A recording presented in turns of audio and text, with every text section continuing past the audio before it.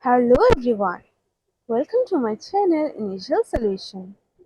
Today in this video I'm going to show you how to turn off profile views on TikTok. So go for your TikTok app first, then go for your profile and you can see there is an icon here. So go for it and go for again in the settings and just turn this slider off and go for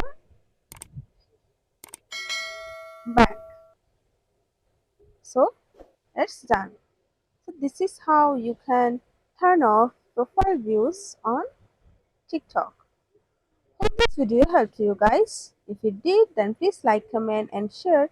Subscribe to our channel and don't forget to hit the bell icon for more videos. Thank you.